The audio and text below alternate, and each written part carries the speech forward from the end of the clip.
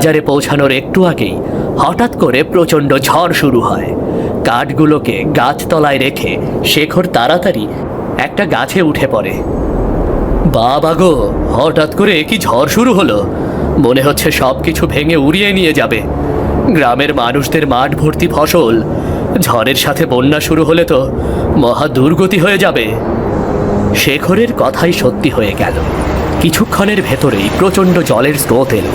সেই স্রোতে চারিদিক একেবারে জলে টইটুম্বুর হয়ে গেল। একটু পরে ঝড় থেমে গেলে শেখর গাছ থেকে নেমে আসে, কিন্তু তখন তার কোমর অব্দি জল। হে সৃষ্টিকর্তা, তোমার এ কেমন খেলা! এক মুহূর্তের ভেতর বন্যার ঝড় এসে সব কিছু তছনছ করে দিয়ে গেল। আমার সব কাঠগুলো ভেসে গেল। জানি না বাড়ির হাল কি হয়েছে। এখন আর বাজারে গিয়ে কাজ নেই, তাড়াতাড়ি বাড়িতে ফিরে যেতে হবে। এক গ্রামে শেখর নামে এক কাঠুরিয়া বাস করত। স্ত্রী অনিতাকে নিয়ে তার ছোট্ট সংসার। কাঠ বিক্রি করে যা রোজগার হতো তাই দিয়ে তাদের বেশ ভালোভাবে সংসার চলে যেত। কিন্তু তারা নিঃসন্তান, এটাই তাদের সবচেয়ে বড় দুঃখ ছিল। কি গো, আজ এত বেলা হয়ে গেল, তুমি কাঠ কাটতে যাবে না? এত কাজ করে কি হবে বলো অনিতা? আমরা যে নিঃসন্তান, আমাদের মৃত্যুর পরে এসব কে দেখভাল করবে? যা সৃষ্টিকর্তা আমাদেরকে দেয়নি তা নিয়ে দুঃখ করে কি হবে বলো? হ্যাঁ, সৃষ্টিকর্তা আমাদেরকে সব দিল, অথচ একটা সন্তান দিল না। তুমি দুঃখ করো না। দেখো, সন্তান না থাকার পরেও আমরা কত সুখে আছি। আমাদের কখনো কোনো ঝগড়া হয় না। তুমি যা রোজগার করো তা দিয়েই বেশ ভালোভাবে আমাদের সংসার চলে যায়।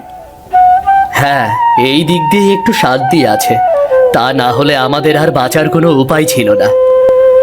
এখন আর কথা বাড়িও না, এমনিতেই অনেক বেলা হয়ে গেছে। তুমি তাড়াতাড়ি বনের দিকে যাও। অনিতার কথা মতো শেখর একটা কুঠার নিয়ে বনে চলে যায়। এদিকে গ্রামের জমিদার ছিল খুবই লোভী আর স্বার্থপর একটা মানুষ। তার সব খারাপ কাজে সঙ্গ দেয় চাকর রতন। রতন, গ্রামের সবাই খাজনা দিয়েছে তো? কই না তো জমিদার বাবু, এখন পর্যন্ত কেউই খাজনা দেয়নি। সে কি কথা?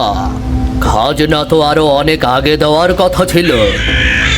জমিদার বাবু, আপনি তো গ্রামের মানুষদের সাথে মিষ্টি করে কথা বলেন, এভাবে খাজনা আদায় করা যায় না। তাহলে তো এবার মনে হচ্ছে গ্রামের মানুষদেরকে আমার আসল রূপ দেখাতে হবে রে। সেটা তো একটু দেখাতেই হবে জমিদার বাবু। তাহলে চল আজকে বিকালে গ্রামের সব বাড়ি থেকে আমি খাজনা তুলব। যে খাজনা দিতে পারবে না তার বাড়ি জমি সব কেড়ে নেব। এবারে গ্রামের মানুষ বুঝবে সঠিক সময়ে খাজনা না দেওয়ার ফলে কি হতে পারে। বিকেল বেলা বন থেকে কাঠ কেটে মাথায় নিয়ে বের হয় শেখর। হঠাৎ তার সাথে দেখা হয় প্রতিবেশী বাবলু ও মোহনের। কি গো শেখরদা, আজকে তো দেখছি বেশ ভালোই কাঠ কেটে নিয়ে আসছো। হ্যাঁ গো ভাই, আজকে বনে বেশ ভালো ভালো কিছু কাঠ পেয়েছি। যা দেখছি গ্রামের ভেতরে একমাত্র তুমি বেশ সুখে আছো গো। সুখে থাকতে হলে কাজ করতে হয় দাদা। আমার এক টুকরো জমি না থাকায় এই কাজ করতে হচ্ছে। তোমাদের তো জমি থাকার পরেও তোমরা কোনো কাজই করছো না। দেখো শেখরদা, তোমার কোনো জমি নেই, তাই শুধু শুধু এ বিষয়ে আমাদেরকে জ্ঞান দিতে এসো না। হ্যাঁ, এ নিয়ে তোকে এত মাথা ঘামাতে হবে না। ঠিক আছে দাদা, আমি আর কখনো এ নিয়ে কথা বলবো না। তাহলে আমি এখন আসি, কাঠগুলো বিক্রি করে বাজার করে বাড়ি ফিরতে হবে। শেখর কাঠগুলো মাথায় নিয়ে বাজারের দিকে চলে যায়। এদিকে জমিদার বাবু তার চাকর রতনকে নিয়ে মোহনের বাড়িতে এসে ঢুকেছে। সবই তো শুনলি মোহন, এখন আমাকে খাজনার টাকা দে, তা না হলে তোর জমি আমাকে কেড়ে নিতে হবে। কিন্তু জমিদার বাবু, আপনি তো জানেন এবছর খুব একটা ভালো ফসল ফলেনি বাবু। খাজনার এতগুলো টাকা আমি কিভাবে দেব? এখন তো এসব কথা শুনবো না, হয় খাজনার টাকা দিবি, না হলে জমি কেড়ে নেব। জমিদার বাবু, ও টাকা দেবে কোত্থেকে? আপনি ওর জমি কেড়ে নিন। ঠিক আছে, তাই হোক। আজ থেকে ওই জমিতে মোহনার কোনো চাষ করবে না, এখন থেকে ওই জমি আমার। এমন করে জমিদার গ্রামের সবার কাছ থেকেই খাজনার টাকা অথবা জমি কেড়ে নেয়। এদিকে বাজারে পৌঁছানোর একটু আগেই হঠাৎ করে প্রচণ্ড ঝড় শুরু হয়। কাঠগুলোকে গাছতলায় রেখে শেখর তাড়াতাড়ি একটা গাছে উঠে পড়ে। বাবা গো, হঠাৎ করে কি ঝড় শুরু হলো! মনে হচ্ছে সব কিছু ভেঙে উড়িয়ে নিয়ে যাবে। গ্রামের মানুষদের মাঠ ভর্তি ফসল, ঝড়ের সাথে বন্যা শুরু হলে তো মহা দুর্গতি হয়ে যাবে। শেখরের কথাই সত্যি হয়ে গেল। কিছুক্ষণের ভেতরেই প্রচণ্ড জলের স্রোত এলো। সেই স্রোতে চারিদিক একেবারে জলে টইটুম্বুর হয়ে গেল। একটু পরে ঝড় থেমে গেলে শেখর গাছ থেকে নেমে আসে, কিন্তু তখন তার কোমর অব্দি জল। হে সৃষ্টিকর্তা, তোমার এ কেমন খেলা! এক মুহূর্তের ভেতর বন্যার ঝড় এসে সব কিছু তছনছ করে দিয়ে গেল। আমার সব কাঠগুলো ভেসে গেল। জানি না বাড়ির হাল কি হয়েছে। এখন আর বাজারে গিয়ে কাজ নেই, তাড়াতাড়ি বাড়িতে ফিরে যেতে হবে। শেখর তাড়াতাড়ি বাড়ির পথ ধরতে যাবে, ঠিক তখনই দেখতে পায় বন্যার জলে একটা টুপি ভেসে তার দিকে আসছে। আরে, এত সুন্দর একটা টুপি কোথা থেকে ভেসে এলো! দেখে তো বেশ ভালোই মনে হচ্ছে। এটাকে এখানে ফেলে না রেখে আমি বরং সাথে করে বাড়িতে নিয়ে যাই। যেমন বলা তেমন কাজ। শেখর টুপিটাকে নিয়ে বাড়িতে চলে যায়। শেখরের বাড়িটা উঁচু জায়গায় হওয়ার কারণে সেখানে জল ঢুকতে পারেনি। রাতের বেলা খেতে বসে দুজনে এই নিয়েই গল্প করছিল। ভাগ্যিস আমাদের বাড়িটা উঁচু জায়গায় ছিল, তা না হলে যে কি হাল হতো সেটা ভাবলেও আমার ভয় করে। হ্যাঁ গো, আমিও সেটাই ভাবছি। যা ঝড় আর বন্যা হয়ে গেল, আমরা তো বড় বাঁচা বেঁচে গেছি গো।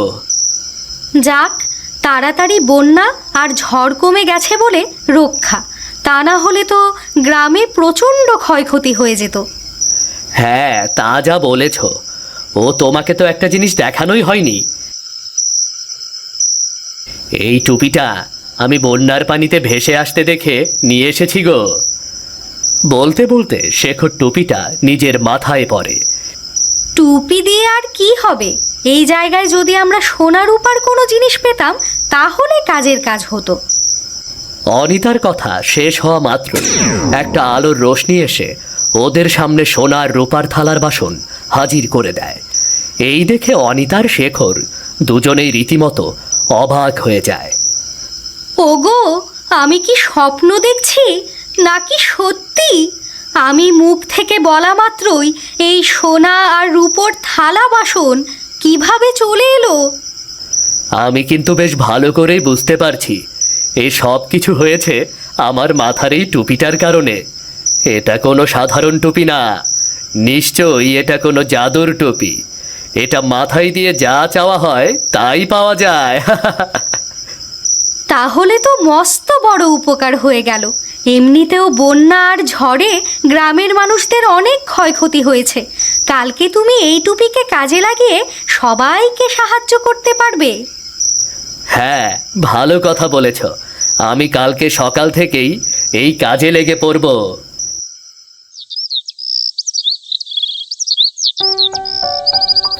পরদিন সকাল হতেই শেখর টুপিটা মাথায় দিয়ে গ্রামে ঘুরে ঘুরে মানুষদের সাহায্য করতে লাগলো। হঠাৎ সে দেখতে পায় একটা গাছের নিচে বসে আছে মোহন আর বাবলু। কি গো দাদা, তোমার মুখটা এমন বাংলার পাঁচের মতো করে রেখেছো কেন? কি হয়েছে তোমাদের? হতে তো আর কিছু বাকি নেই গো ভাই। একটা মাত্র জমি, তাও খাজনা দিতে না পারায় জমিদার বাবু কেড়ে নিয়ে গেলেন। বাড়িতে যা কিছু তরি তরকারি হয়েছিল সব বন্যার ঝড় এসে নষ্ট করে দিল। সেদিন তো জমি নেই বলে আমার সাথে খুব ঠাট্টা তামাশা করেছিলে। এবার দেখো, জমি থাকার পরেও এক মুহূর্তে কিভাবে তোমাকে পথে বসিয়ে গেল। তুমি কি এখানে আমাদের অপমান করতে এসেছো শেখরদা? না রে ভাই, আমি তোদেরকে সাহায্য করতে এসেছি। আমার মাথায় একটা জাদুর টুপি, এর সামনে বসে যা চাওয়া হয় তাই পাওয়া যায়। কি বলছিস রে শেখর? যা চাওয়া যায় তাই পাওয়া যায়? বিশ্বাস না হলে চেয়ে দেখো না, চোখের সামনেই সবটা প্রমাণ হয়ে যাবে। ঠিক আছে, আমি আমি এক বস্তা ফসল চাই। বলতে না বলতেই মোহরের পায়ের কাছে এক বস্তা ফসল এসে হাজির হয়। এই দেখে রীতিমতো অবাক হয়ে যায় মোহন আর বাবলু। আমি চাই এক বস্তা খাবার। এটা তো সত্যি সত্যি একটা আশ্চর্যজনক টুপি। এর তো অনেক ক্ষমতা, আমরা যা চাচ্ছি তাই পেয়ে যাচ্ছি। আমি তো শুধু তোমাদেরকে বলেছিলাম, যাক, এখন যেহেতু তোমাদের ইচ্ছা মতো জিনিস পেয়ে গেছো, তখন আমি আসি। এই বলে শেখর তাড়াতাড়ি ওখান থেকে চলে যায়। সে চলে যেতেই মোহন আর বাবলু চোখে চোখে কিছু একটা কথা বলে। এদিকে গ্রামের অনেক লোকের জমি কেড়ে নিয়ে জমিদার বাবু বেশ খুশি। দেখলেন তো জমিদার বাবু, আমি বলেছিলাম না মিষ্টি কথায় সব সময় কাজ হয় না। হ্যাঁ রে, তুই একদম ঠিক কথা বলেছিস রতন। একটু কঠিন রূপ দেখাতে পেরেছি বলেই এতগুলো জমি আমার হাতে চলে এলো। আপনি জমি নিয়ে আছেন জমিদার বাবু, আর ওদিকে শেখর তো জাদুকরি টুপি দিয়ে গোটা গ্রাম হাত করে নিচ্ছে। চমকে ওঠে জমিদার। সে তাকিয়ে দেখতে পায় তার বাড়িতে এসে ঢুকেছে বাবলু ও মোহন। তারা হাঁটতে হাঁটতে জমিদার বাবুর সামনে এসে দাঁড়ায়। কি বলছিস তুই? ঠিক বুঝতে পারলাম না রে বাবলু। জমিদার বাবু, শেখর কোথা থেকে যেন একটা জাদুকরি টুপি পেয়েছে। ওটার সামনে বসে যা চাওয়া হয় তাই পাওয়া যায়। কি বলছিস রে সব? যা চাওয়া হয় তাই পাওয়া যায়? এটা কিভাবে সম্ভব রে? আমরা একদম সত্যি কথা বলছি। আমরা ওই টুপির সামনে বসে এক বস্তা খাবার ও এক বস্তা ফসল পেয়েছি, এবং চাওয়ার সাথে সাথেই পেয়ে গেছি। তাহলে তো বিষয়টা দেখতে হচ্ছে। কি বলিস রতন? হ্যাঁ মোরল সাহেব, এমন একটা জিনিস তো আমাদের হাতেই শোভা পায়। বিকালবেলা রতনকে নিয়ে জমিদার ওই শেখরের বাড়িতে হাজির হয়। অনেক ডাকাডাকির পরে ঘরের ভেতর থেকে শেখরের বউ বের হয়ে আসে। এ কি জমিদার বাবু, আপনি হঠাৎ আমাদের বাড়িতে? শেখর কোথায়? ওকে কোথাও দেখছি না যে। ও তো একটু জরুরি কাজে পাশের গ্রামে গিয়েছে। কেন জমিদার বাবু, কোনো দরকার? শুনলাম তোমরা নাকি একটা জাদুকরি টুপি পেয়েছো। ওটা এখন আমাকে দিয়ে দাও। কিন্তু জমিদার বাবু, ওটা তো আমরা পেয়েছি, আপনাকে দেব কেন? জমিদার বাবুর সাথে মুখে মুখে তর্ক, আর একটা কথা বললে কিন্তু এই গ্রাম থেকে বের করে দেব। ভালোই ভালোই টুপিটা দিয়ে দাও বলছি, তা না হলে কিন্তু পরিণতি খারাপ হবে। অনিতার আর কিছুই করার রইল না। অগত্যা সে ঘরের ভেতর থেকে টুপিটা বের করে জমিদারকে দিয়ে দেয়। জমিদার আর রতন খুশি মনে টুপিটাকে নিয়ে বাড়িতে চলে যায়। সন্ধ্যার ঠিক আগ মুহূর্তে শেখর বাড়ি ফিরে আসে। সে আসতে দেখে শেখরের গিন্নি তাকে সব কথা খুলে বলে। আমাকে তুমি ক্ষমা করে দাও, আমি এত চেষ্টা করেও ওই টুপিটাকে রাখতে পারলাম না। এতে তোমার ক্ষমা চাওয়ার কিছু নেই গিন্নি। ওই টুপিটাকে তো আমরা কুড়িয়ে পেয়েছিলাম। হারিয়ে পাওয়া জিনিস আবার হারিয়ে গেছে, এভাবে ভাবো না। দেখবে, সৃষ্টিকর্তা চাইলে ওই টুপি আমরা আবার পাবো। তাই যেন হয় গো, তাই যেন হয়। এদিকে জমিদার আর রতন টুপিটাকে নিয়ে বাড়িতে ফিরে এসেছে। জমিদার উঠানে টুপিটাকে মাথায় দিয়ে দাঁড়ায়। নে রতন, এবার তোর যেটা খুশি সেটাই টুপির কাছে চেয়ে ফেল।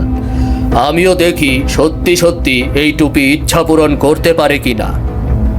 ঠিক আছে জমিদার বাবু, আমি চাই আপনার এই ঘরটা ভেঙে আরো বড় ঘর হয়ে উঠুক। রতনের কথা শেষ হওয়া মাত্রই জমিদারের ঘরে দপ করে আগুন ধরে ওঠে। এক মুহূর্তে সেই আগুন সারা ঘরে ছড়িয়ে পড়ে। জমিদার মাথার টুপিটাকে ছুঁড়ে ফেলে দিয়ে আগুন নেভাতে চলে যায়। ঠিক এই সময় ওই পথ দিয়ে যাচ্ছিল শেখর। টুপিটা হঠাৎ তার পায়ের সামনে এসে পড়ে। আরে, এই তো আমার সেই টুপি। এটা মাথায় দিয়ে জমিদার বাবু কিছু চেয়েছিল, আর এই কারণেই তার ঘরে আগুন ধরে যায়। তার মানে এই টুপি দিয়ে কোনো অসৎ লোক সুবিধা করতে পারবে না। কিছু করতে না চাইলেও জমিদার বাবুর উচিত শিক্ষা হয়ে যাবে। শেখর টুপিটাকে নিয়ে খুশি মনে আবার বাড়ি ফিরে যায়। এরপর থেকে ওই টুপি দিয়ে সে সারা গ্রামের মানুষকে সাহায্য করতে থাকে, আর তার স্ত্রীকে নিয়ে সে সুখে শান্তিতে দিন কাটাতে থাকে।